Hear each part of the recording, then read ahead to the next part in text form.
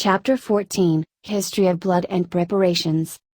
Beach City, Crystal Temple. Naruto was sleeping peacefully in the bed next to Garnet as the gym gently caressed the boy's hair. Garnet just couldn't sleep after what had transpired just mere days ago as the tear stains and red eyes showed her pain. She didn't know what to do after that whole event. Her mind was a muddled mess. And it was her sudden desire to be reckless that drove her to make such an impulsive demand that she and Amethyst fuse together and take down the tower. She had only wanted to protect her little boy and make sure those who would dare harm Naruto would pay dearly. But at what cost? Garnet asked herself as she then remembered her and Amethyst slowly losing control of Sugilite because of not only certain parts of their personalities, but because of Garnet's desire to protect Naruto. Even though she and Amethyst had little control, they both saw what the Titanic woman had done and heard what she said. "Don't make me laugh, Shrimpy, I could crush you without even trying. Hope you're ready to fly. I'm going to crush you until your bones turn into dust." That last one kept bothering Garnet as it felt like it was her telling that to Naruto without remorse. What kind of mother am I if I do or say such things to her own son? Was the question that kept the gym in such a confused state. She had talked to Pearl and had her keep it a secret from Naruto as the guilt of having Naruto knowing that his mother had attacked him would crush her. "Garnet!" said a mysterious echo from inside the temple, alerting said Jim into a fighting stance. "Who's there?" Garnet ordered as she remembered Amethyst taking things easy for a while as Sugilite had taken much more than what they had originally thought. "Show yourself." "Garnet!" said the echo as Garnet quickly turned around before her body froze up at the sight before her. An elegant and beautiful woman with massive pink, curly hair wearing a snow-white dress with a star-shaped cutout that exposed her stomach. "Hello Garnet," said the woman with a smile on her pink lips, freezing Garnet to her very core as she muttered out the woman's name in a hushed tone. "Rose." "Dream." Naruto wasn't sure of what was going on, but all he knew was that he needed to defeat this mysterious man as this man was sucking the life out of every living thing around him. Naruto knew that this guy had a god complexion, his skills were feared by all, and his power was only rivaled by one person. "Ember," said the man as he looked at Naruto with a focused glare, "how good of you to arrive and just in time to witness why we should rule over these pathetic mortals as the gods we rightfully are." "You've gone mad," Naruto heard himself say to the man in a voice that was clearly different than his own. "You're letting your powers control you. We are to protect the humans from the dangers that they do not need to know about, not rule over them." The man scoffed as he said, "Are you even listening to yourself? We should never bend our will to them as long as we have power that they themselves could ever dream of possessing. I guess that you have heard of a new cult who rightfully respects me for the power I possess. That is what we should really be doing. They should be doing our bidding." "No!" Naruto defiantly roared, "I refuse to allow you to commit such atrocities and madness with our power. This ends now." Naruto crossed his arms as he then summoned a pair of claws that were much more different and more sleek than his own. "You are right, Ember," said the man as he clasped a hand over his heart before pulling out a thin-bladed sword. "This shall end as I shall destroy you." Naruto and the man rushed towards each other before Naruto was blinded by a flash of light as the two had collided. Dream End. Mindscape. Naruto opened his eyes with a gasp to find himself sitting in a grassy field instead of the normal sewer he was used to. "Where?" Naruto asked as he observed the area that he was at. "Where am I?" "We are inside your mind," said a soft, elegant voice as Naruto turned around to see a woman with long sun-golden hair wearing ceremonial robes adorned with golden star-shaped decorations. Another look revealed to Naruto that the woman had two amber gems located on her arms at the same place where Naruto's were. "Who are you?" Naruto asked as he was kind of wary of the woman as he was pranked by Kurama like this before, albeit differently. "I guess you could say that I'm your ancestor and predecessor, Nisuke Uzumaki. But you may call me by my real name." Naruto waited in anticipation as the woman opened her eyes to reveal beautiful silver eyes before she said her name. "Ember." "Land of water." Danzo was sleeping comfortably as his root agents were looking out and protecting him as he had ordered before sitting up. "Who's there?" Danzo asked as he tried to sense an intruder within the area that might have gotten by his agents. Could it have been possible that someone from Konoha had spotted him? Bounty hunters? The Akatsuki? "No need to be alarmed," said a mysterious voice as Danzo looked around until he saw the stone that he had recovered lightly glowing. "I have no means of being a threat to you at the moment due to not only my condition, but the seals you have placed upon my gemstone.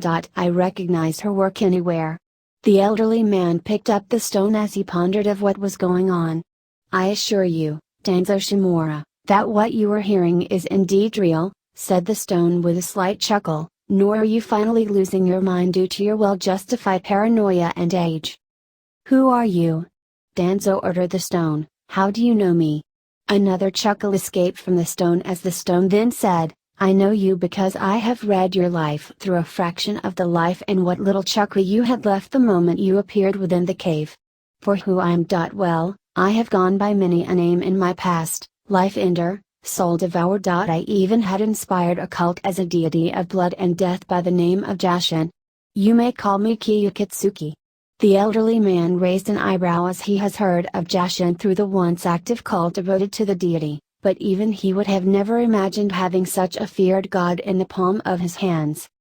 "I must thank you for getting me out of that prison," said Kyukitsuki with slight gratefulness in its voice, "although I am afraid that it is too late to recover my body as it would have been destroyed ages ago. My only source of knowledge was the life force of those who have entered my prison as they die before me." The looks on their faces were actually quite entertaining, but not as entertaining as watching a mortal of your age and his two puppets decimate her little toys. "Who are you talking about?" Danzo asked with hidden curiosity. "Are you talking about the priestess who had sealed you away?" "Indeed," said Kyukitsuki as the red lines upon the stone pulsed with light. "She had used the very teachings that eventually brought the art of seals to your lands, which had founded that accursed clan. The clan that you know as the Uzumaki clan that was founded by Niseki Uzumaki, or as I know her as Timber. Mindscape." "So?" Naruto asked as the woman had suddenly made a small table with 5 seats surrounding it appear. "Your Ember. My ancestor?" The woman nodded as she sat at the table as she poured herself a cup of tea. "How do I know that this isn't a trick done by Kurama?" Naruto asked as he tried to look around for any signs of a prank or the demon fox. "That because I'm right here," said Kurama as Naruto turned around to see the demon fox in his agent Kurama form, with the only addition being what looked like a shock collar, "and I'm not the only one here either."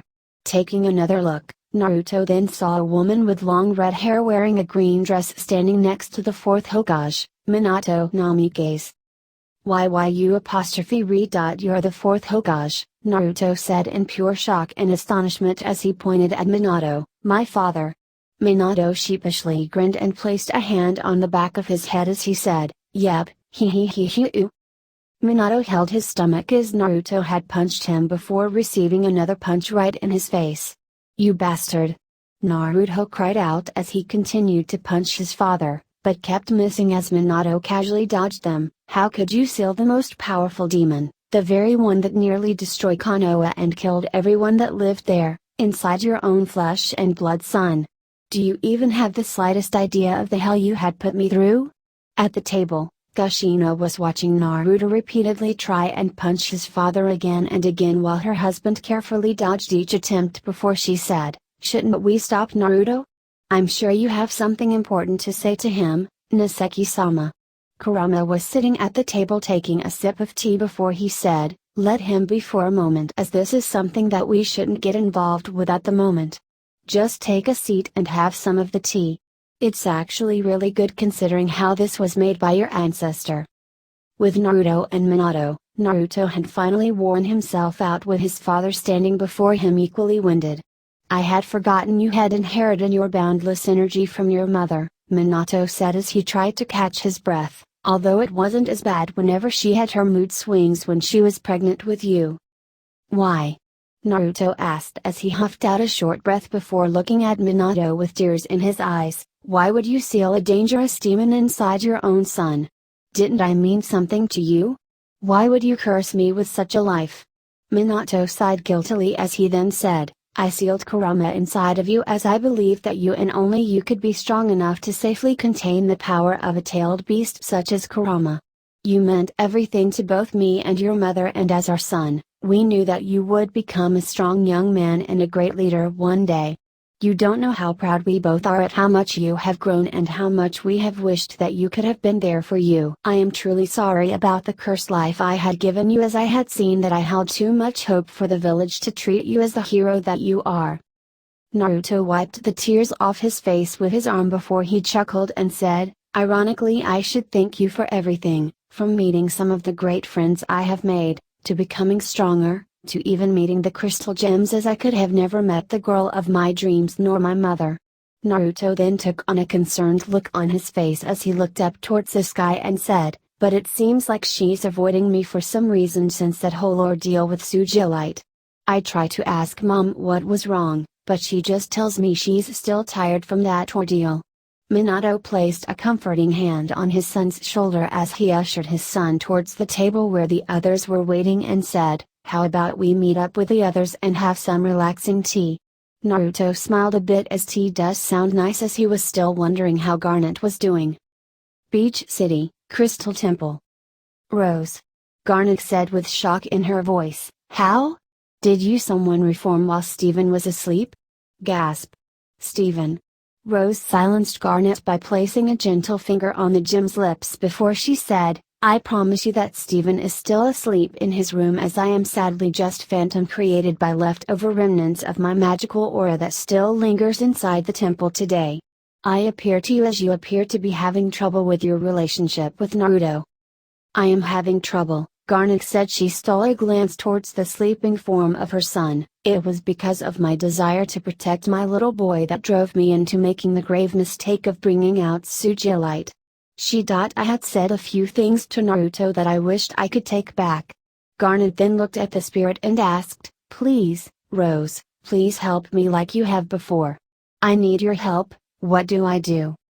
Rose's gentle smile never faded as she said, I don't know, as I have only watched over Steven. Garnet hung her head in defeat before Rose then said, but I do know that mistakes will be made as you continue to raise and care for Naruto, as you are still learning how to be a mother, even as you help Greg watch over Steven. The spirit briefly took a glance towards Naruto as she then said, know that he doesn't blame you for what Sujilite had said, as it was all beyond your own control. He believes you to be a great mother to him, even after some of the moments you have disciplined him and scolded him. You had given him one of the many true gifts that he has craved for in all his life, a mother's love. Rose moved her head around as if viewing the room before she said, my time is almost up, soon I must return to where I belong. This got an alarmed look from Garnet as she said, what do you mean? We need you. Steven needs you, as who better to teach him about his gem than his own mother? Rose opened her eyes to reveal her shining cupcake pink eyes and said, do not fear what the future may bring you, as I will always be there for my children, and do not forget to believe in yourselves to make the right decisions and learn from the mistake brought on upon you. After bringing her final message, Rose's spirit had vanished before Garnet's eyes as the gem was reaching out to her. Rose, Garnet whispered as she lowered her arm in defeat, we miss you so much. Looking back toward her sleeping son, Garnet suddenly felt a great burden being lifted off of her shoulders as she then sat next to Naruto and gently caressed his blonde hair. Rose is right, the gem thought as she smiled, I am still learning what it means to be a mother, as I am still Steven's guardian with Naruto as my own son. I also do know that she is right about Naruto being the forgiving type, as Sujilite was beyond my control at the time when she went out of control. Carefully scooping Naruto into her arms, Garnet then lay down on her bed with her son in her arms and drifted off to sleep as she whispered, Mama will always love her little maelstrom. Forever. Mindscape. Naruto was sipping some of the tea that Amber had made when he felt a warming sensation travel across his body. Guess Garnet had overcome her problems, said Amber with a smile. I have no doubt that she shall be a great mother for you, Naruto. Amber's loving smile immediately vanished as she then said, I am sensing his return in the near future. Everyone looked at the crystal gem with confusion before Kurama asked, "Who's coming back?" The golden gem set down her teacup as she said, "While his name has been erased from our text, he is still a part of our history as crystal gems." Land of Water. "I guess I could start that like you," Kiyokitsuki started off in a relaxed tone of nostalgia. "I was very ambitious in my own personal goals and I was both respected by my peers and feared by my enemies. My power was the most recognizable out of the sages, with the only one of our little group to rival mine was Amber." After a small pause to gather its thoughts, the stone then continued with its tale. "After some time had passed, I had soon found myself bathed in the blood of the one who had sired the Rikuto Sennin, which allowed me to gain even more power than what I once had before. It had also opened my eyes to see that my people were deliberately limiting our own power in order to protect those who were weaker than us."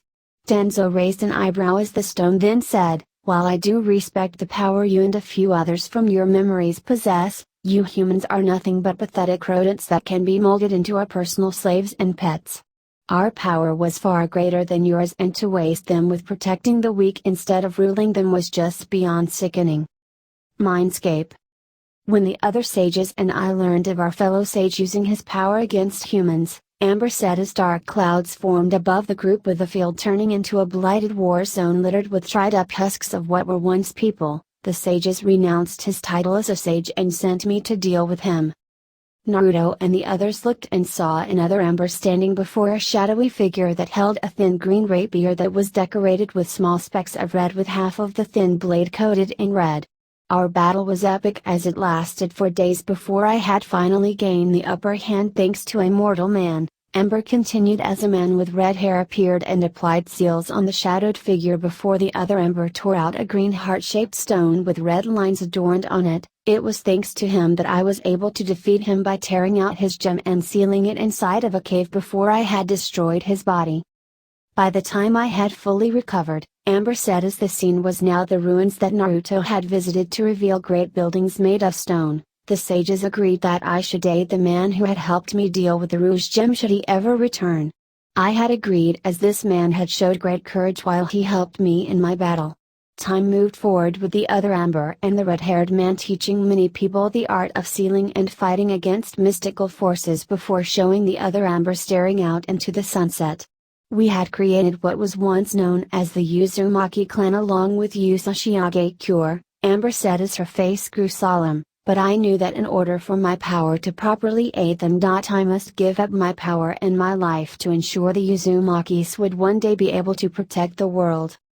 The other Amber vanished to reveal two different people before those disappeared to soon double again and again. "Sacrificing my life and power had allowed my power to be passed on, but as time continued with each generation, my blood soon began to weaken, with only a few signs of its existence being noticed until it was now unrecognizable to the eyes of any crystal gem." The scene then showed the moment where Naruto had made the deal with Kurama as Amber then said, "It was thanks to Kurama here that my power was revived through you, Naruto Uzumaki, and mixed with your powers as a curse-bearer. Agent Shuriki. I also fear of his return," Amber then said with a grim tone on her face, "and since the Uzumakis are at a near extinction due to one of the shinobi wars, there may be no stopping him." The image of the shadowy figure returned just briefly before fading away, causing everyone save for Amber to tense up. "Is there anything you can do?" Minato asked before he corrected himself, "I mean, anything that Naruto can do?" The crystal gem nodded as she then said, "The scrolls that Pearl and I had recovered from what was once Uzashiage Cure contain the many secrets I have taught and recorded inside, with unique abilities that Naruto, and possibly the others, may unlock within the given time." Amber looked at the sky before she faced the others at the table before her.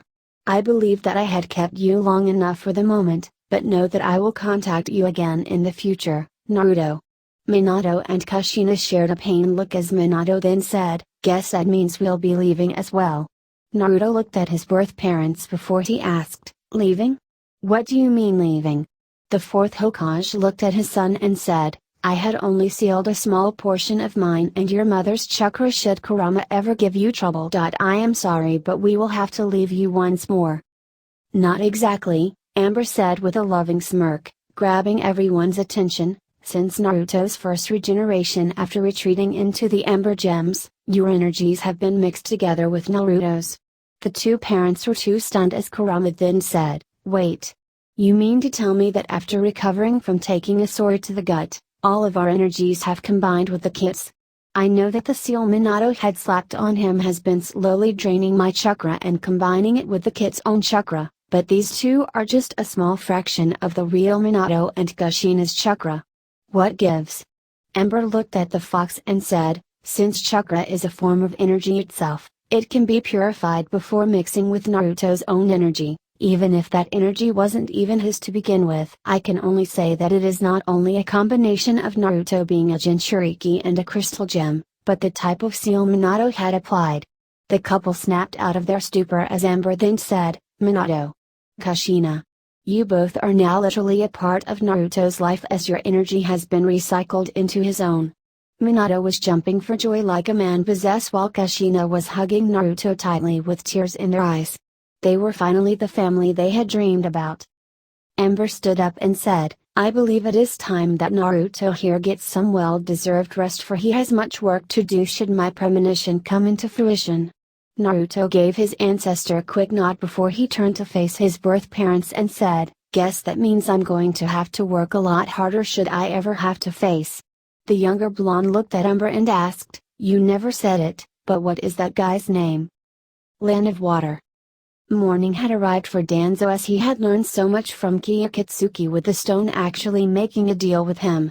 The stone would show the elderly man a fraction of his power once his body was restored, and all Danzo had to do was provide it the body it wants.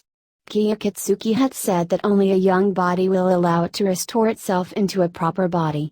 The warcock smirked as he knew just the perfect place to obtain the perfect body for the stone.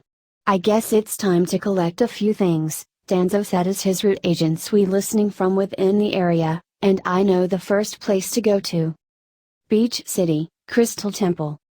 The Crystal Gems were having breakfast with Steven when Naruto walked in from Garnet's room. "Morning, Naruto," said Pearl as she handed her boyfriend a plate of waffles. "How are you today?" Naruto grabbed the plate as a serious tone was on his face when he asked, "Have any of you ever heard of Bloodstone?" Crash. Everyone looked as the shards from the plate Garnet had were now resting before her feet. Naruto and Steven saw the looks of fear on all three women's faces as even Amethyst had turned paler than before. "Where?"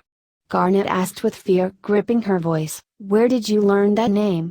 Naruto saw the other gems freeze up while Steven looked around in confusion. "Whose Bloodstone?" the younger boy asked as Pearl nervously looked at the other two gems, both of them nearly as pale as her. "Be Bloodstones." The now more paler gem began with a nervous and fearful tone in her voice. "Bloodstone is a crystal gem. An evil rogue gem." Garnet sat in between Naruto and Steven as she then said, "Before the three of us, even before Rose, there once was a powerful crystal gem by the name of Green Jasper. Everyone called him that as there were many other Jaspers before, but he was more unique than the others." "How was he different than the others?" Steven asked curiously with wonder in his eyes.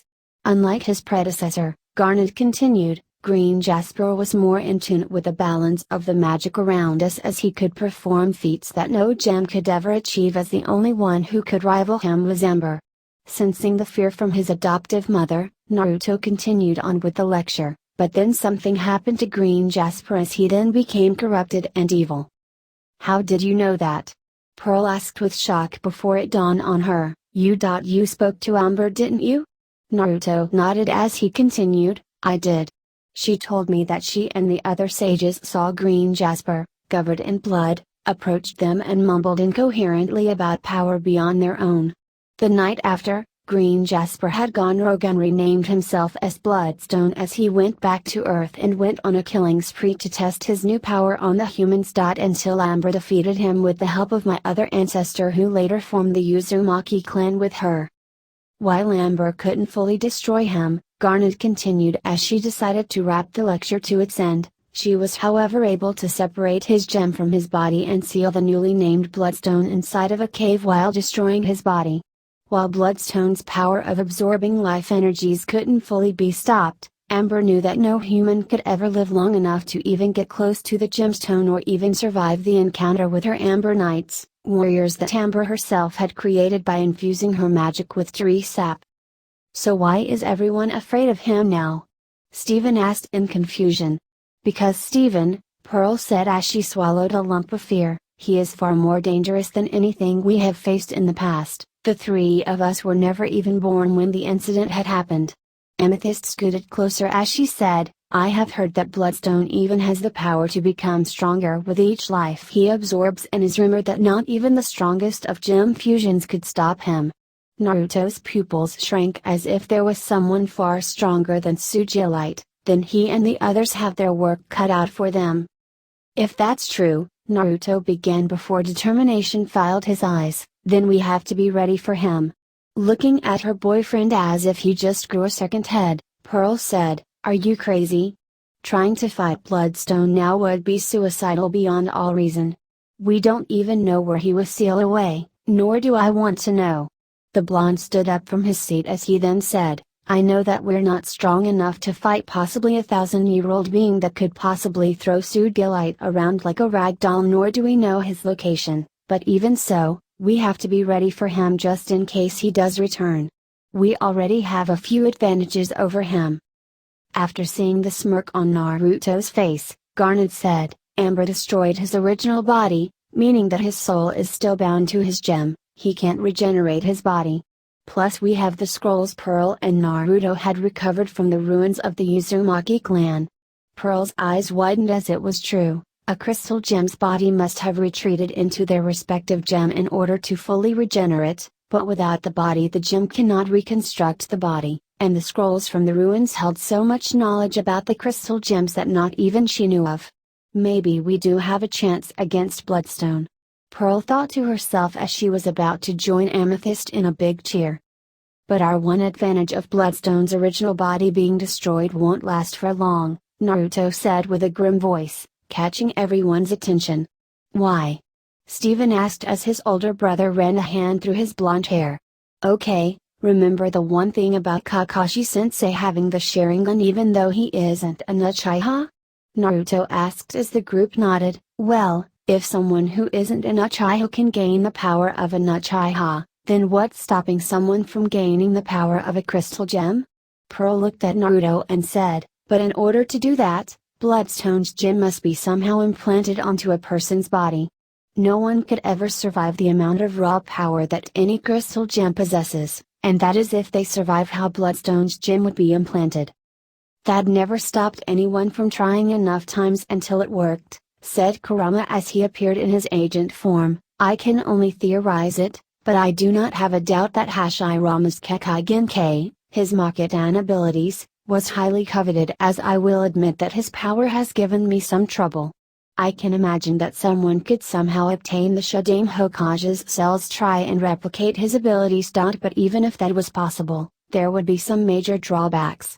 Kurama then turned towards Naruto and asked, Kit, remember how Kakashi had passed out from severe chakra exhaustion after he had used his Sharingan? After receiving a nod, Kurama then said, that was because he was not a natural Uchiha, and as a non-Uchiha, Kakashi had no means of stopping his Sharingan, which in turn causes him to constantly burn chakra 24/7. That would be the reason that he covers his eye, to conserve his power and preventing himself from burning himself out from chakra exhaustion alone. Now let's take this information with a Sire Still Gem's gem, Kurama said, after successfully implanting the gem and surviving the sudden impulse of power. The person could gain access to that gem's power, but would only be limited with how much power could be used and for how long, much like Kakashi and his Sharingan. Kurama then chuckled as he smirked confidently as he then said, of course, since we are talking about something akin to sealing a tailed beast, whoever would have the gem implanted into them could possibly just blow up from the stress of having that much power suddenly injected into them. Slightly unnerved by the demon's dark humor, Naruto then said, so even if there is a chance that Bloodstone could never be revived, meaning that starting today, we have to be ready for anything. That means we need to up our training so that we are prepared, but let's not forget to take it easy, as we can't do anything if we can't even stand up after training. Everyone looked at Naruto and nodded in agreement as they have to be ready for anything. Even if Bloodstone's return never happens. Hidden Laboratory. Danzo was standing before one of his specialized root doctors and said, "I can imagine that we are ready." The masked doctor nodded and said, "We are ready to perform the procedure, but may I ask a question, Danzo-sama?" The elderly man nodded as he had allowed a little bit of leniency with destroying emotions to avoid unneeded setbacks. What should we do if his body rejects Gyokitsuki and or is possibly destroyed by the process? Danzo hummed as he knew that there would be a possibility of the subject's body either completely refusing Gyokitsuki or even just being destroyed by the amount of power the gemstone contained. "We collect the surviving parts and try again with a new subject." The elder answered, "Do you have any more questions that I should be aware of?" The root doctor nodded and said, "I do, and pardon me for questioning your decision, Danzo-sama, but why employ his help? What if he tries something with the boy?" Danzo chuckled as he said, "While I do appreciate the caution you have presented to me, I am sure that even if he tries anything, Gyokitsuki will ensure me that he will ensure that only I would be the first to witness his power once he has been revived. Now if there are any more questions, you may begin with the operation." "By your order, Danzo-sama," the root doctor said as he lightly bowed before leaving. After the doctor had left, Danzo smirked as he thought, "If I know anything about that boy. He will survive his little heart transplant. He wouldn't allow himself to die that easily." Beach City walk fries. A week had passed as Naruto and Garnet were now sitting on the boardwalk enjoying some fries when Naruto noticed something wrong with his mother. "Is something wrong, Mom?" the blonde asked with concern in his voice. "I know gems don't eat, but you haven't even touched your fries." Seeing the look on her son's face, Garnet sighed as she said, "I know I have been distant for some time since that whole incident with Sugilite, and it was because I was afraid of how you would act around me, knowing that I had let myself lose control because I wanted to protect you so badly. I can still remember what Sugilite had said to you, and because of the fusion, it feels like that I said those very things to you." Seeing his mother turning her face away from him, Naruto gently placed a hand on Garnet's shoulder and said, "It's alright, and I forgive you because Sugilite was beyond your control at the time. I was distant myself since that incident too, as I still remember what I saw as Topaz." Brrr. Garnet couldn't help but chuckle a bit at her son, shivering from his own memories given to him by his fusion, and knew that things were going to be alright. "This relationship will have its ups and downs," the gem thought as she began to munch on a few fries, "but I will never regret becoming your mother, Naruto." "Hey Naruto," said a voice, a said blonde, and Garnet looked to see a young teen with curly messy blonde hair wearing glasses, a burgundy shirt, and shorts approaching them with a laptop in his hands. "Hey Ronaldo," said Naruto as he scooted over to allow the teen sit next to him, "on your break?" Ronaldo nodded as he said, "Yeah, and I have something to show you." Opening up his laptop and bringing up a page he had saved from the internet, Ronaldo said, "Remember what you and Agent Kurama had said about the Sage of Six Paths and the Ten-Tailed Beast? Well, I decided to look those two up, and I found something about some sort of monster with 10 tails." Naruto was reading the information presented to him and his mother as Ronaldo then said, "It was an old Japanese play written by an unknown artist with birthmarks on his forehead in the form of red circles that was supposedly blind, as it tells the tale of two ogres fighting and sealing away their own mother to protect the land. The only note that was recovered as the original script was destroyed before copies were made said that after carving 9 animals with many tails out of his own bones, the ogre who bore their mother's power had spoken about a vision and warned his brother to beware the red clouds." Naruto let out a small hum as something about the ogre's warning had made him think of something. "I'd stay and chat some more," Ronaldo said as he closed his laptop, "but my break's almost over. Talk to you later." After Ronaldo had disappeared, Garnet had noticed that Naruto was thinking on something. "Something on your mind?" Garnet asked her son as he brought a hand to his chin. "Something about that passage made me think of the Akatsuki," Naruto admitted as the memory of running into 2 of their members reappeared in his mind. "The Akatsuki is an organization of some sorts, as the only thing I know is that they're after me for some reason, most likely because of Fuzzball, and two of their members, Kisame Hashigaki, one of the 7 legendary swordsmen who has a giant sword that could eat chakra, and Uchiha Uchiha, Sasuke's brother who possesses a more advanced version of the Sharingan called the Mangekyo Sharingan that can place anyone in some sort of Genjutsu coma and can create some sort of black fire. I was only able to get away from them once thanks to Pervy Sage scaring them off. Garnet nodded as she could only imagine just how powerful these 2 individuals really are as well as the other members of the Akatsuki as well.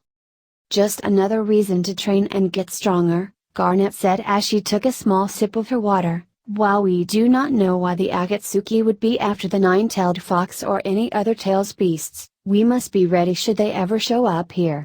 Naruto nodded as he remembered his encounter with Kisame and Itachi and knew that he wasn't going to be protected forever. How about you and Steven begin your lessons on fusion, Garnet said before smiling a bit as she saw the excitement in her son's eyes. I believe it's about time Steven should join us, wouldn't you say? The two walked out of the restaurant after paying for their meal, unaware of a lone crow watching them before flying away into the setting sun. Hidden Laboratory. Danzo was standing before his opponent as he held his bleeding shield after the figure before him had cut off his right arm. Damn you, the elderly man cursed towards the figure, damn you Kiyokitsuki, you traitorous bastard. The figure chuckled as it walked by a shriveled arm with Sharingan eyes embedded in its flesh. Now that would be the pot calling the kettle black, said the figure as Kiyokitsuki's gemstone could be seen on the person's exposed chest, or was it the other way around? Anyway, I'm just fulfilling my end of the bargain of showing you a fraction of the power I possess. Too bad Orochimaru couldn't stay long enough to witness the transformation of our new body. Seeing the Sharingan implants in the arm, Kiyokitsuki then said, staging the massacre of an entire clan and then taking the very powers that belongs only to them and implanting them on your special Makotan arm. I can only wonder what is hidden beneath those bandages. Is it a Byakugan or could it be that Konohagakure somehow had someone with the Rinnegan? Danzo was about to quickly remove his bandages, but Kiyokitsuki's rapier was stabbed through his eye as the very person looked at the elderly man with their own Sharingan eyes. To think that Konoha could actually order the very extinction of an entire clan just to avoid a civil war? Kiyokitsuki playfully asked with a sickening smile on his face. My new host isn't exactly pleased with learning about who had really killed his clan. You should have killed him when you had the chance. Seeing Danzo move his lone hand into a seal, Kiyokitsuki then said, don't bother with that silly little jutsu of yours as you may remember that my gemstone can absorb the very life essence from your body. You will die shortly, but I think I will entertain you by telling you one little truth about me before becoming a dried up lifeless husk. My real name. Kiyokitsuki leaned towards Danzo's ear and whispered, Bloodstone. After sensing no life from Danzo, Bloodstone closed his eyes and let out a breath before opening his eyes to reveal a pair of onyx orbs. So he is the one who killed my clan, Sasuke said as he felt his new implanted heart pulse life into him, he and the rest of Konoha. Looking in a nearby mirror, Sasuke saw that his face was slimmer and his hair was now shoulder length and now dark forest green with blood red streaks. He also noted the surgery scars around his new exposed heart. I know you may not enjoy our new look, Sasuke, said Bloodstone from inside Sasuke's mind, but I am afraid it is our new identity that our gemstone had provided for us. You could always use a genjutsu too. No, Sasuke said through his mental link with Bloodstone. Like a phoenix, I too shall rise from the ashes anew and so I shall take on a new look and name. The Uchiha clan had truly died when my traitorous brother had abandoned our way, but from the ashes of Sasuke Uchiha, I, Sasuke Ukitsuki, shall bring forth the resurrection of the Uchiha clan as a new Kiyokitsuki clan. Bloodstone chuckled at the boy's pride and knew that he had made the right decision into allowing the boy to possess his power. Sasuke had only taken a few steps before falling down onto one knee. Easy there, Sasuke, Bloodstone said as Sasuke had felt completely drained. We had just gotten out of a very serious heart transplant and even though your chakra is now unsealed, your body is still getting used to not only my presence but my power as well. So what should we do? Sasuke asked with slight venom in his voice. While crystal gems do not need to eat or sleep, Bloodstone began while slightly offended by the former Uchiha's tone. You however are still human and you must rest and regain your strength. We shall also begin your training as a crystal gem so that you are familiar with this power before we begin with our mission to destroy those who have wronged us in the past. Seeing Danzo's cane nearby, Sasuke picked it up before propping himself onto his feet as he closed his eyes said, I shall give you more time to enjoy your victory, Naruto Uzumaki, but know that once we meet again. Sasuke opened his eyes to reveal that his Sharingan's new form was now a red six-pointed star as he then said, I will kill you.